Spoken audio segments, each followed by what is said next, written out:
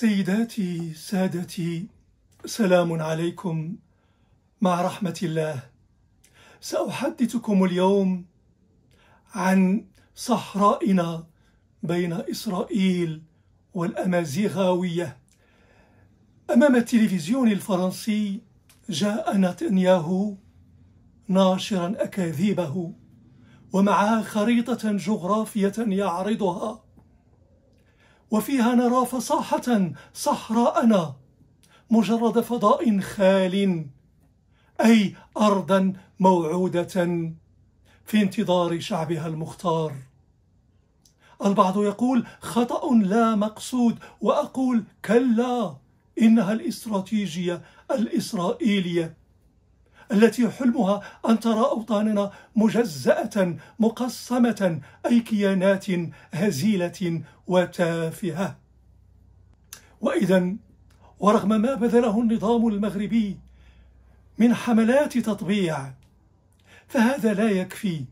إسرائيل تعلم يقينا أن صحراءنا هي بوتقة الهوية وركيزة الشرعية، وإذن فهي أداة ابتزاز بامتياز.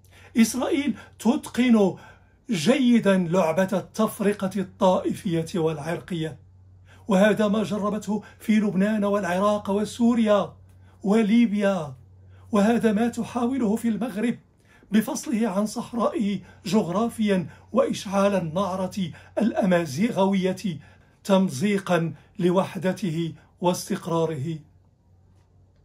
وقد وجدت ضالتها للأسف مع الخبزويين الأمازيغاويين الذين رأوا في التصهين سلم ارتقاء وكسب، من هنا تملقا إعلان الحرب ضد كل ما يشتم منه رائحة العروبة والإسلام. يقول أحدهم أنه ذرف الدموع الحرة وهو في إسرائيل عندما تحدث بالأمازيغية مع اليهود المغاربة، ويقول آخر عن إسرائيل إنها عدو عدوي، وإذن فهي الصديقة والحليفة، والعدو هنا هو العرب والإسلام. ويقول آخر إن إسرائيل حققت معجزة استعادة الأرض واللغة وهي المثل يحتذى. ورأينا في القناة فرانس 24 أحد المتأمزغين يجيب نعم، الإمبراطوريات المغربية الكبيرة كانت أمازيغية وقد رفعت شعار العربية والإسلام حقا، وهذا كان خطأ كبير، مما يعني أن هذا العلامة يريد إعادة بناء تاريخنا بقلم في يد وممحاة إسرائيلية في اليد الأخرى. بل رأينا أناسا ذهبوا ينبشون في المقابر عن أجداث ليكتشفوا يا للمعجزة أن الحرف البربري عاش مع الحرف العبري عشقا خالدا دفنه الغزو العربي المجرم. ورأينا العديد يؤكدون أن الوجود اليهودي والأمازيغي في المغرب أقدم عهدا من الوجود العربي الإسلامي. ورأينا شعار تازة لا غزة بموازاة مع شعار أمازيغية عبرانية. نعم، إنها تفاهات، لكن الجهل في عصر الرداءة يوشح صدر الضبع قلادة. هل نستغرب أن نسمع عن متأمزغين مرتزقة يقاتلون بجانب الصهاينة في غزة؟ هل علموا أنهم يشتمون عبد الكريم الخطابي والحسن اليوسي والمختار السوسي؟ هل اطلعوا على سوسي العالمة أو المعسول؟ لكن كيف وهم الجهلة بامتياز لتاريخنا ودروس تاريخنا؟ وأنا هناك مؤرخ أصرخ، هؤلاء خلعوا عقد البيعة الشريفة مستبدلينها بربقة البيعة لإسرائيل، والفرق أن البيعة الوطنية عقد مقدس بين الأمة وولي أمرها، مما يعني حقوق والتزامات متبادلة بين الحاكم والمحكوم. البيعة لإسرائيل تنكر لكل هذا وتخبط في أوحال الخيانة. فكيف؟ أوليسوا محمدا وعبد الله ومصطفى؟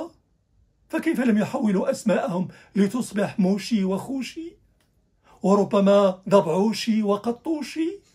وكيف لم يغيروا أسماء أجدادهم ويحولوا المسجد كنيسا والقرآن توراة أو تلمودا والنجمة الخماسية سداسية في العلم المغربي؟ كيف لم يستدعوا موسى عليه السلام حتى يشق بعصاه هذا الوطن شقين، شق العربان الملعونين وشق الخبزويين المنبطحين هوانا ولحسا لحائط المبكى؟ وإذا ها هم أسيادكم ينشرون لكم الصماط. تفضلوا إذا يا معشر الحفاة الجوعى، ها هي موائد ساداتكم يتحفونكم بما لذ وطاب من جثث الأطفال والأمهات، فهم لا يملكون ما يعطونكم غير ذلك. تفضلوا وكلوا هنيئا، إنها الأجساد الغضة ناضجة بنار القنابل. وإذا فلستم بحاجة لا لشوكة ولا لسكين، فأنتم الشوكة وأنتم خنجر الغدر في ظهر العروبة وفي قلب الشرف الأمازيغي. نعرف جيدا لما تبصقون على وجه أمنا، لأن أمنا ارتكبت جريمة لا تغتفر. لقد أنجبت أنبل الفرسان وأشرف العلماء وهم عرب حينا وأمازيغ أحيانا، لكن عربا كانوا أم أمازيغ، فهم لا يعترفون إلا بالكتاب المقدس الواحد والعلم الوطني الواحد.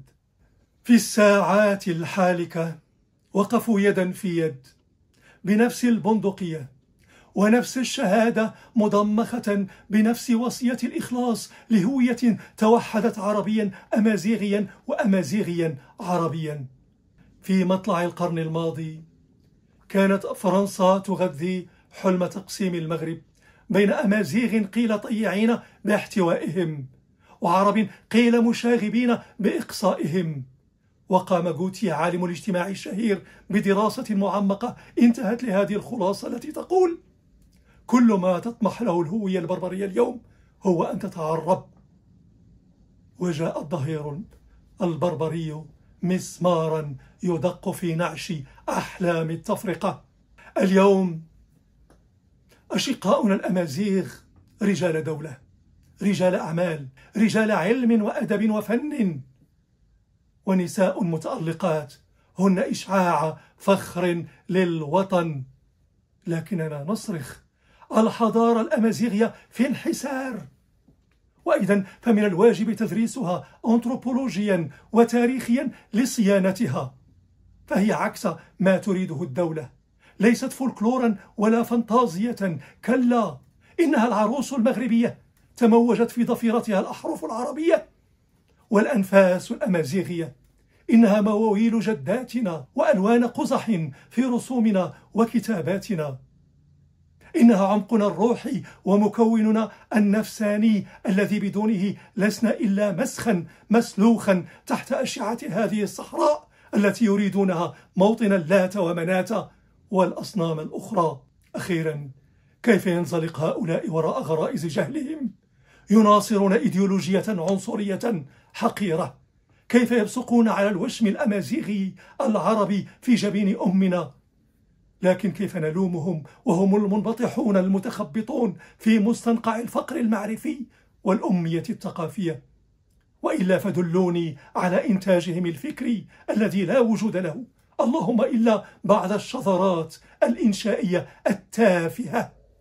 ختاما أقول لهم: موتوا بغيظكم. هذا الوطن ما كان ولن يكون لكم ولا لإسرائيلكم، كلا، إنه وطن الأخيار من عرب مسلمين أبرار وأمازيغ مسلمين أحرار. ودمتم سيداتي سادتي بخير، والسلام عليكم ورحمة الله.